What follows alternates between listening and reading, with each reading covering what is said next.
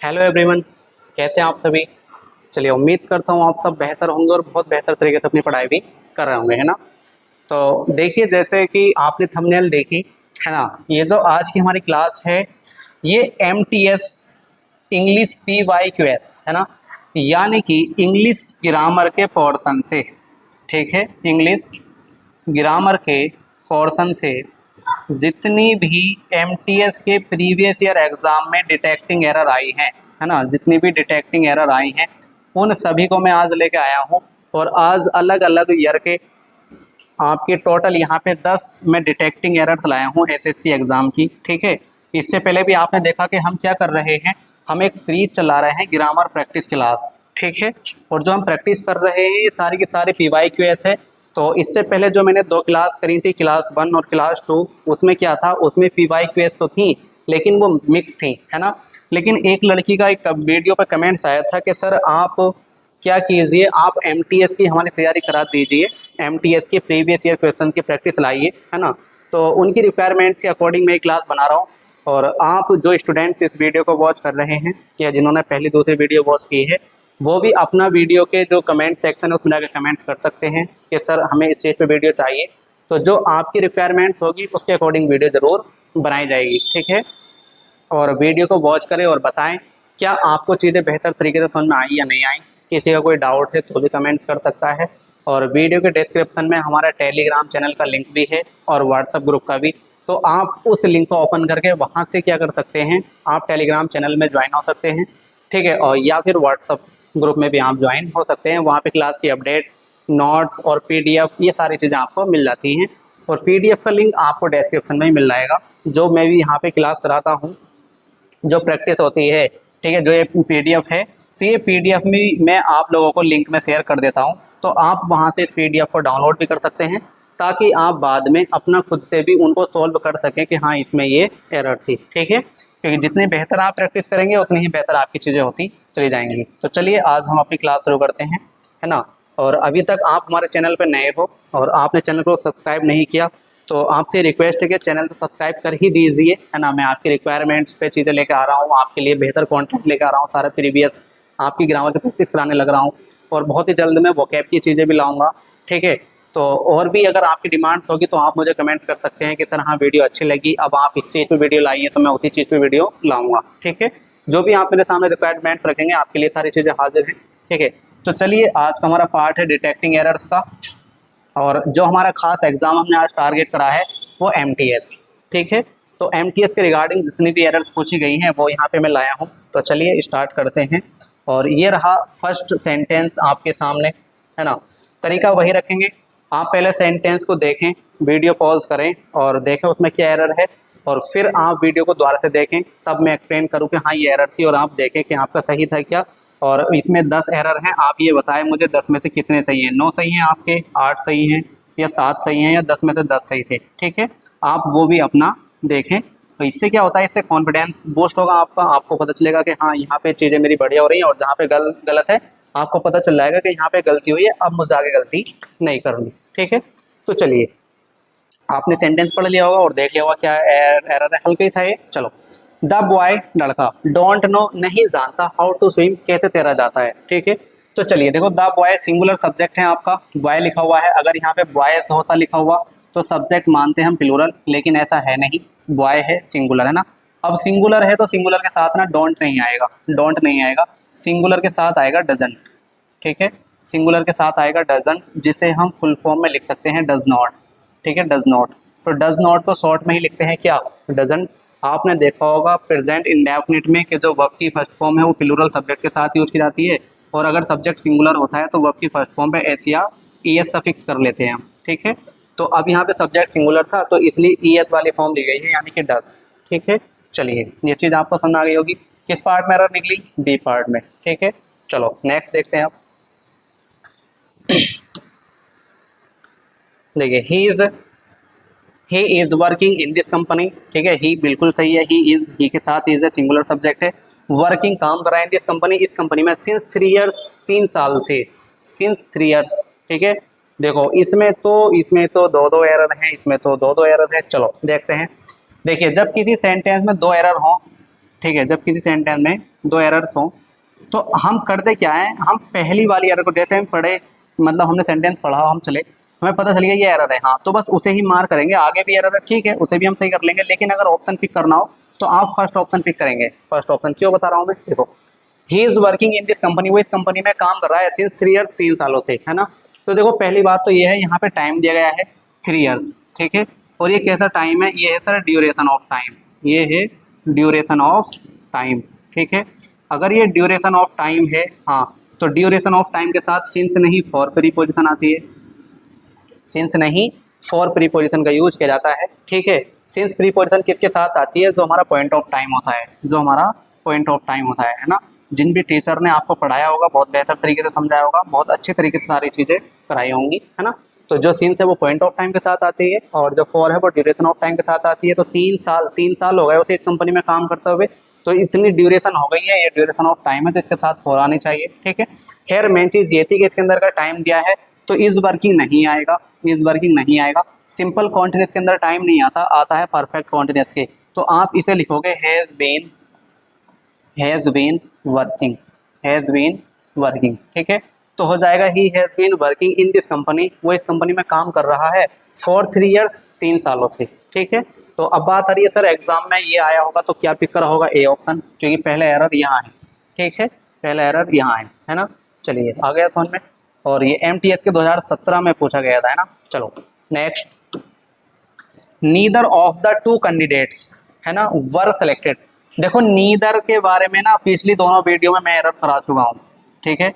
Neither है आपका क्या, डिस्ट्रीब्यूटिव वर्ड, डिस्ट्रीब्यूटिव वर्ड, है ना। इससे पहले वीडियो में मैंने आपको बताया था कि नीदर हो या ईदर हो, ईदर, ठीक है, और ईच हो, ईच या एवरी हो, ये चारों आपके डिस्ट्रीब्यूटिव वर्ड कहलाते हैं। डिस्ट्रीब्यूटिव डेटरमिनर होते हैं और डिस्ट्रीब्यूटिव प्रोनाउन भी होते हैं। तो अब ये डिस्ट्रीब्यूटिव है ना, ये जितने भी डिस्ट्रीब्यूटिव वर्ड हैं चारों सिंगुलर में ट्रीट होते हैं, सिंगुलर में, तो इन सब के साथ आती है वर्ब सिंगुलर, है ना। तो चलिए neither of the two candidates, इस मतलब क्या हो गया, दो कैंडिडेट्स में से, इस ऑफ का मतलब है में से, ठीक है।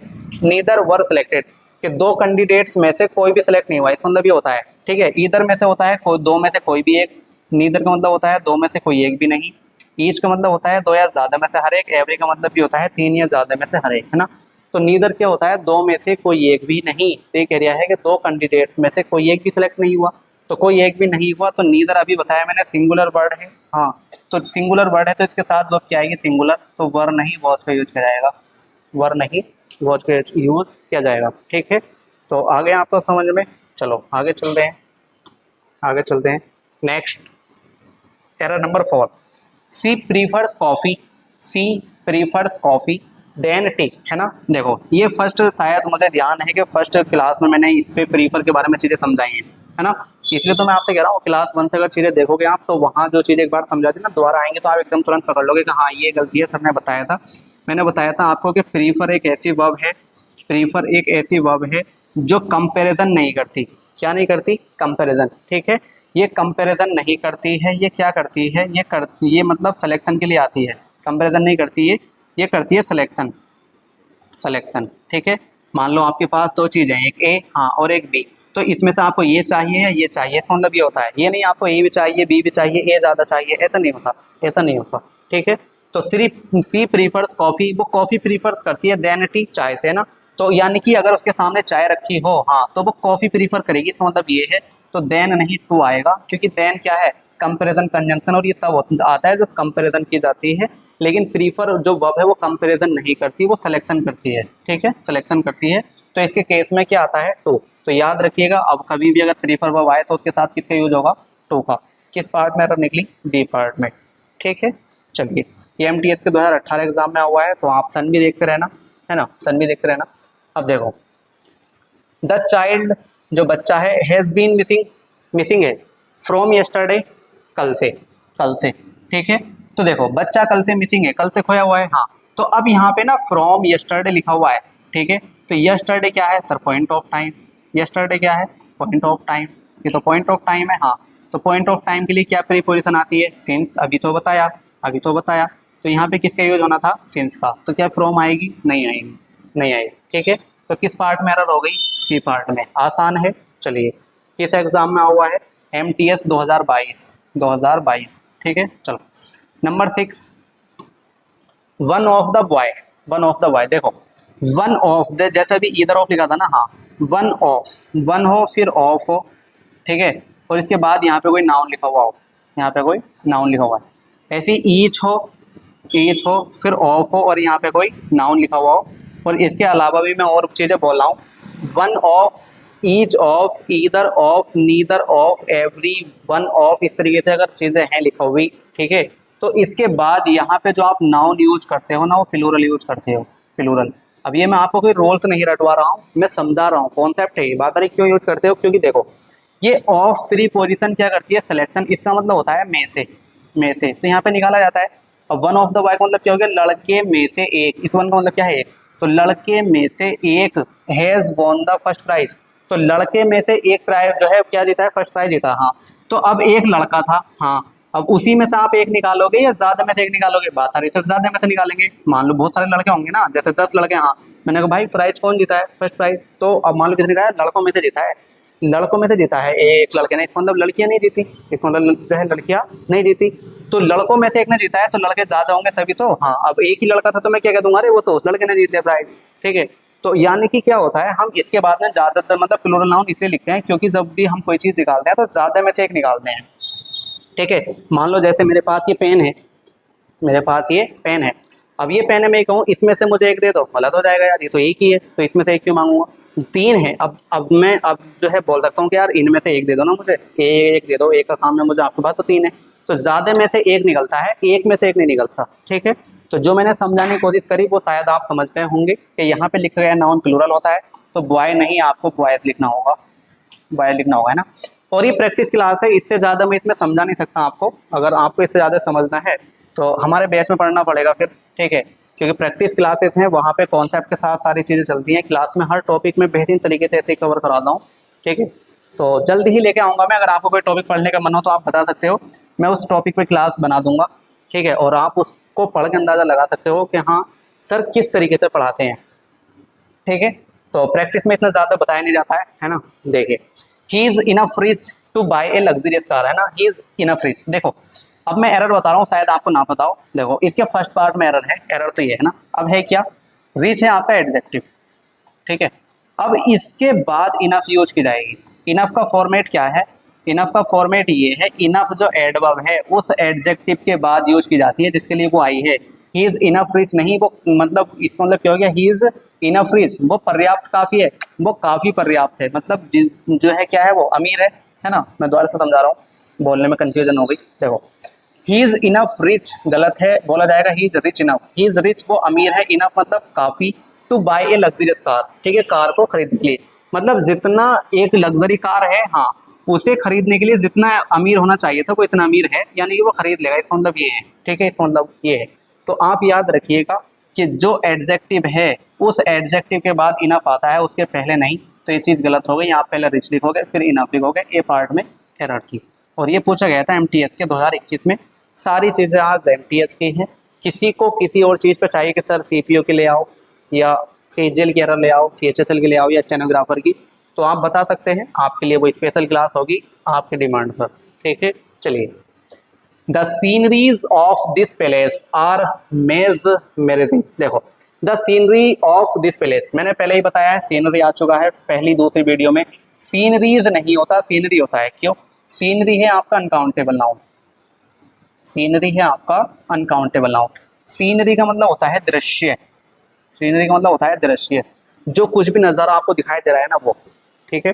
आप कहीं पे गए, आपने किसी चीज़ का व्यू देखा, वाओ यार क्या बेहतरीन नज़ारा आया ना, तो वो जो नज़ारा होता है ना उसे सीनरी बोल देते हैं, सीनरी बोल देते हैं, ठीक है। तो अब आप उसे गिन थोड़ी रहे हो, वो तो एक व्यू है, ठीक है। तो ये यूज होता है अनकाउंटेबल नाउन में, तो इसका प्लूरल नहीं होता, तो याद रखना सीनरी में यूज किया जाता है ना कि सीनरीज, और जब ये सिंगुलर में यूज होता है अनकाउंटेबल है तो इसके साथ आगे आर नहीं इज का यूज किया जाएगा, ठीक है, इज का यूज। तो किस पार्ट में एरर हो गई, ए पार्ट में, ठीक है। MTS 2020 में आया है, 2020 में ऐसी ऐसी एरर आई है, देखो व्यूज बता रहे हैं, नज़ारा कोरोना काल का, ठीक है। चलिए एवरीवन ऑफ द बॉयज, देखो अभी अभी बताया था मैंने, बिल्कुल बढ़िया है, एवरीवन ऑफ द बॉयज, है ना, तो अब यहाँ पे द बॉयज प्लूरल है और इसका मतलब क्या हो जाएगा, में से एवरीवन क्या हो गया, हर एक, ठीक है।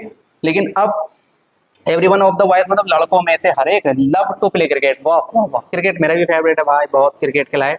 अब नहीं मिलता खेलना, ठीक है, अब नहीं मिलता। देख लेते हैं, अब भी देख लेते हैं ना, क्रिकेट से बहुत यादें जुड़ी हुई हैं। चलिए कोई नहीं, वक्त के साथ चीज़ें छूट जाती हैं, बहुत कुछ छूट जाता है ना। तो every one of the boys, लड़कों में से हर एक लव पसंद करता है टू प्ले क्रिकेट, क्रिकेट खेलना।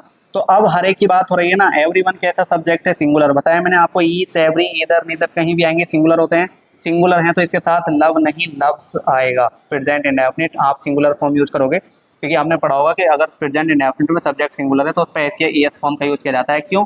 सिंगुलर बनाने के लिए। जब आप किसी वर्ब पे एस या ईएस लगा लेते हो तो वर्ब सिंगुलर बन जाती है।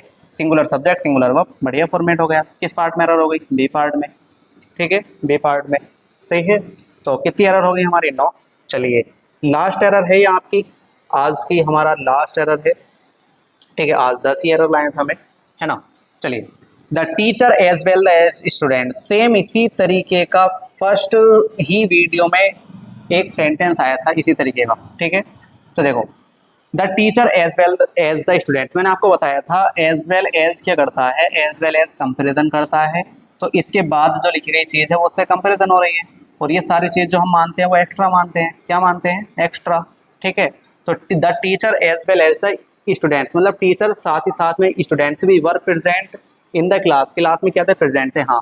तो अब जो मेन सब्जेक्ट होता है ना वो ये होता है पहला वाला, ठीक है। ये तो एक्स्ट्रा है, कंपेरिजन कर रहा है, तो मेन क्या है ये। तो यहाँ पे टीचर लिखा हुआ है ना कि टीचर्स, तो टीचर लिखा हुआ है, सब्जेक्ट सिंगुलर है, तो यहाँ पे वर नहीं वॉज का यूज किया जाएगा। सेम यही सेंटेंस क्लास 1 में था, ठीक है, जो कि पूछा गया था SSC MTS 2017 में, सही है। तो आज की हमारी क्लास खत्म हो चुकी है। अब आप मुझे कमेंट्स में ज़रूर बताएंगे कितनी एरर्स आपकी सही हैं, ठीक है, कितने मार्क्स आपके 10 में से मिलने चाहिए, ठीक है। और आप इस वीडियो को ज़्यादा से ज़्यादा शेयर ज़रूर करें। एक वीडियो पे लाइक भी चाहिए आपसे, है ना, इतनी मेहनत करते हैं आपके लिए तो एक लाइक तो बनता है, ठीक है। और अगर अभी तक आपने चैनल सब्सक्राइब नहीं किया तो चैनल को सब्सक्राइब करके रखो और बेल आइकन प्रेस करके रखो, ताकि जैसे ही नेक्स्ट वीडियो आए आप उस वीडियो को मिस ना कर पाए, है ना। और कमेंट्स में ये भी बताते जाएं जाते जाते कि क्या मुझे क्लास डेली अपलोड करनी चाहिए, ठीक है। आप किस एग्ज़ाम की तैयारी कर रहे हैं, उसी के बेसिस पे कंटेंट लाने की कोशिश करूंगा, है ना। और डेली आपको वीडियो चाहिए तो आप बता सकते हैं, हाँ सर डेली वीडियो चाहिए, इस टॉपिक की वीडियो चाहिए, ठीक है। ये सारी चीज़ें आप इस वीडियो में, मतलब वीडियो के कमेंट्स बॉक्स में जाके बता सकते हैं। तो चलिए मिलते हैं फिर अगली क्लास में, मुझे इंतज़ार रहेगा आपके कमेंट्स का, और उसी के अकॉर्डिंग मैं नेक्स्ट वीडियो लेकर आऊँगा। तब तक के लिए थैंक्स फॉर वॉचिंग। पढ़ते रहिए अपना ध्यान से और मेहनत करते रहिए, ठीक है। मम्मी पापा ने आपसे बहुत अरमान लगा रखे हैं और आपको उन्हें कामयाब होके ज़रूर दिखाना है। तो बेस्ट ऑफ लक, मिलते हैं नेक्स्ट वीडियो में।